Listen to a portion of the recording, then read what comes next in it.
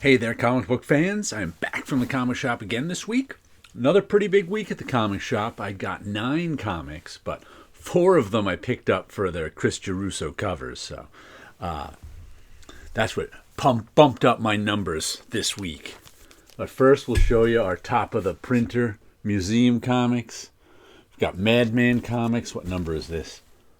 Number 1 of 4. Oh, look, this must be one of the miniseries, the G-Men from Hell. This is a Mike Allred cover. I always thought he did terrific covers on these Madman and on the Atomics. Always love those covers. So I had that one out. And this is Submariner number 3, the Silver Age Submariner. John Buscema and Frank Giacoia. I just looked up. It was Frank Giacoia inking it. But had these 2 on top of the printer all week. Now I'll put them away and pick 2 new ones out. Let's start out with I'll show you the Chris Geruso ones. He did his version. These are the first ones to come out. This is Moon Knight, Fist of Khonshu number 7. So he's redoing. These are the covers to the official handbook of the Marvel Universe that had, like, this is all Mystique and Moon Knight. So this is all and there's Orca, O's and M's. I don't think they're coming out in alphabetical order, though. Then we've got West Coast Avengers number 6. So there's Chris's version of the official handbook cover. And the official handbook cover, like Chris's now, all like go together. So you can line them all in side to side and they make one big cover. X-Men 14. That's right. They were going by like Magneto's big on this cover, so he gets on the X-Men. So I think that's how they were doing it, by whoever since Magneto is one of the biggest characters on this cover, they put it on the X-Men. Iron Man was the Avengers. The Immortal Thor gets the Thor one. This is the Immortal Thor 22. And I think there's 16 of these coming out this month. These are the first 4. I think there's 4 more each week of the month. That's cool. Chris has been working on these for a while. We've seen, if you watch our Friday night show that sometimes Chris shows up on, he's been working on these for a while now. Though he didn't tell us Marvel was publishing them.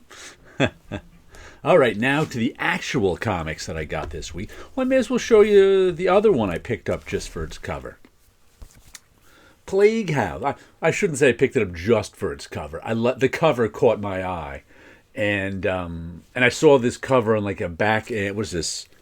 Oni Press, on the back of another comic I got from Oni. And I was like, oh, I like that cover. I'll give this a read. What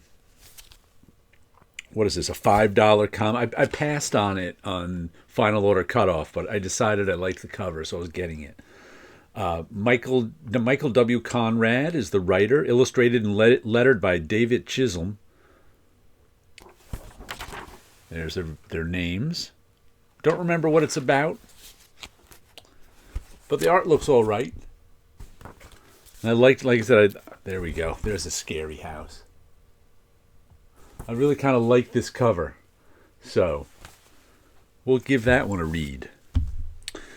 Here we go. This is a one-shot, Polis, from AWA Future Fic. Welcome to Prototopias, a new science fiction anthology series from AWA and Futurific Studios that explores the many possible futures that can come to pass as we try to make the right choices in imperfect realities. So I thought this was... It's also square bound, so I think it's around 48 pages. Written by Mark Russell, illustrated by Laci, L-A-C-I, colored by Marco Lesko, lettered by Steve Wands. A Prototypian Vision. There's that. I thought this was a one-shot. Maybe it's an anthology. Either way, it was a more expensive one, $7, but it's bigger than normal, too. So I figured I'd give this one a read. I don't know, caught my eye. We'll give it a read. Here's one. I Was a Fashion School Killer. And this is by, what are their names? Doug Wagner, Daniel Hilliard, Michelle Madsen on color, and Ed Dukeshire on letters. I bought the last two, maybe three. They did vinyl. They did what were the other ones? I can't remember their names. They did one of the plush. They did vinyl. They did plush. So I buy this team's stuff on the regular now. They do these weird horror books. So here's a weird horror book about fashion school. I can't wait to read that one. And I liked the first issue of this so much that I put it on my pull list. Godzilla Heist. It's a heist comic, of which there aren't a lot of. Thief of Thieves being one of the best. It's a heist comic where these guys are using Godzilla as a distraction during their heist. At least one guy was, and this other crew was like, using Godzilla, huh? How did you pull that off? Now you're on our crew. So they're going to pull off even a bigger heist. But the original guy has some sort of plan in mind, too. So there's a heist within a heist going on. And this is story by Van Jensen, art by Kelsey Ramsey, colors by Heather Breckel, letters and design by Sandy Tanaka. There's our credits page. But I like heist movies a lot. There's not a lot of heist comics. And I liked the first issue of this. So, man, IDW is doing some really interesting things with Godzilla, I gotta say. If you watch our Friday night show, Wilson's a huge Godzilla fan. I'm not really a huge Godzilla fan, but IDW has put out some nice Godzilla comics that I bought. And here we go, Titan Comics, number 1, Solomon Kane. I bought this because of the artist, what's his name, Patrick Zircher. Well, I think I've bought a little of his stuff before, but I found him on Blue Sky. I've been following him on Blue Sky, and I've never been a Solomon Kane fan, who's a Robert E. Howard character.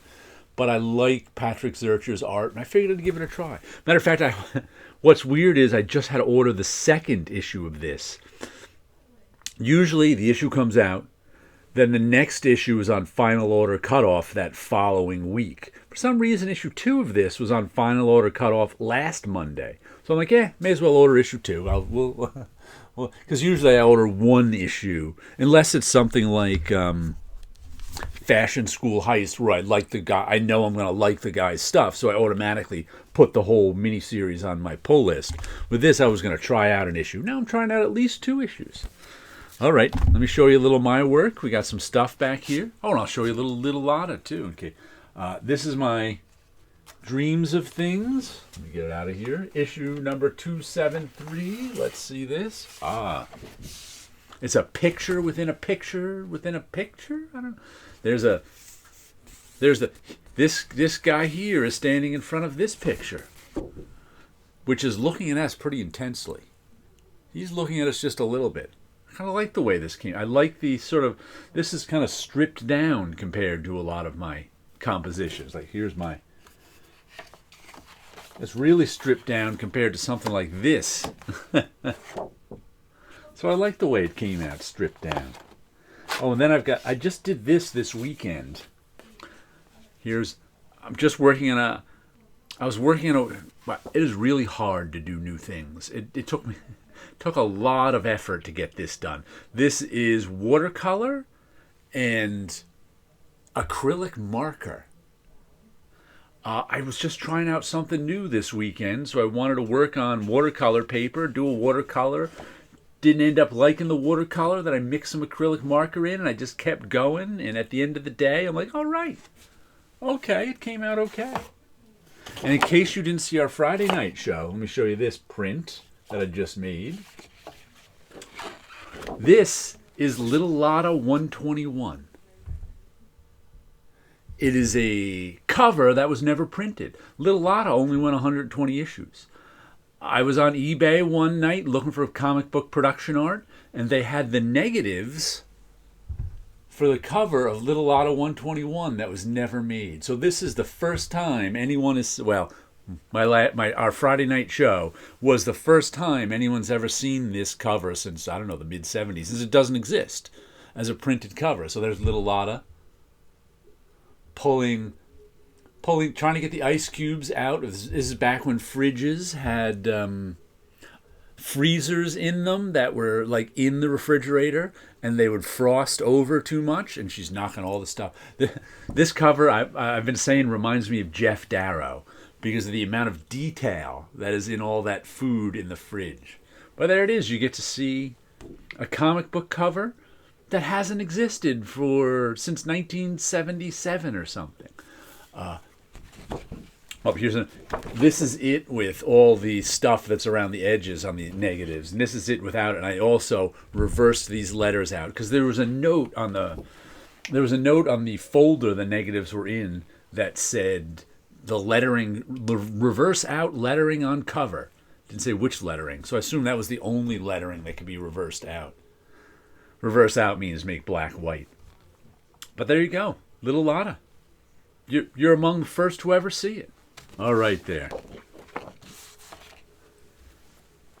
Some comics, some artwork, something that's never been seen before, and you guys have a good week out there.